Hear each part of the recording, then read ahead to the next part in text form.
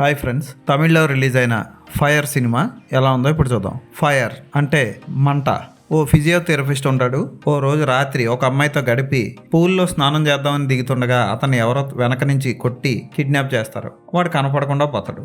ఆ కేసుని ఓ police officer deal చేస్తూ ఉంటాడు. ఆ కేసు లోతుల్లోకి వెళ్లే కొద్దీ ఆ ఫిజియోథెరపిస్ట్ ఒక కామందుడని తెలుస్తుంది. అతని దగ్గరికి వచ్చిన కొంతమంది ఆడాలని అతను ఎలా లోబరుచుకొని వీడియోలు తీసి వాళ్ళని ఎలా బెదిరించాడు, ఏం చేశాడు అన్నది పోలీసులు తెలుసుకుంటారు. అయితే ఈ బాధితులు అందరి దగ్గరికి వెళ్ళి వెతికినా సరే అతన్ని చంపాలనుకున్న వ్యక్తి ఎవరన్నది తెలియదు. చివరికి ఎవరు అతన్ని చంపాలనుకున్నది, అసలు అతను ఉన్నాడా, అసలు అతను బతికున్నాడా లేదా అన్నది కథ.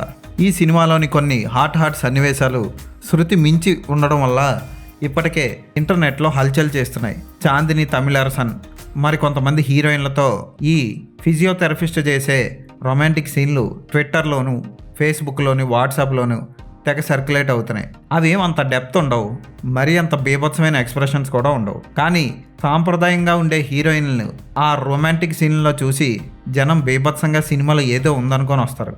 సినిమా చూస్తే మాత్రం ఉంటుంది ఒక పోలీస్ ఆఫీసర్ మీసాలకి ఎడ్జ్లో వైట్ కలర్ రంగు వేసుకొని ఇన్వెస్టిగేషన్ చేస్తూ పోతూ ఉంటాడు. అక్కడక్కడ ఆ సీన్లు వచ్చి ఏదో మీ ముచ్చట కోసం ఒక చిన్న గ్లిమ్స్ ఇస్తున్నాం అన్నట్లు ఒక 10 నిమిషాలకు ఒక సీన్ వస్తూ ఉంటుంది.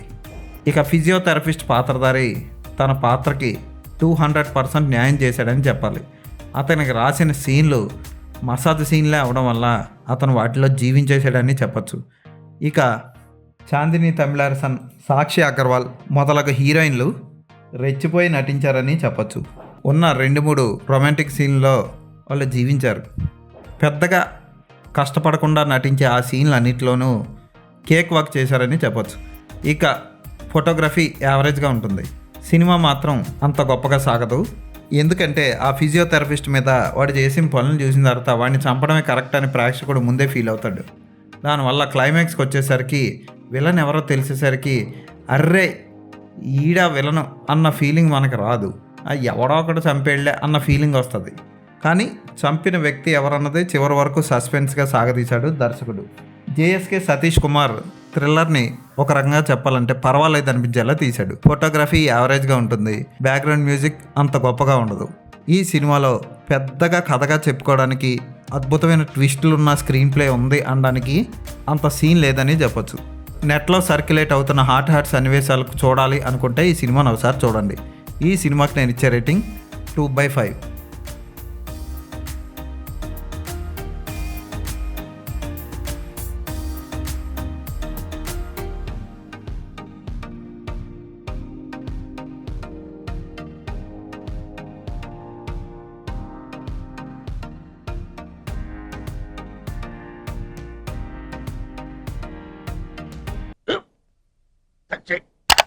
స్కూల్ బెంచ్ లాగా ఎంత గట్టిగా ఉందోరా? కొట్రా, కొట్టు, పర్లేదు, కొట్టు.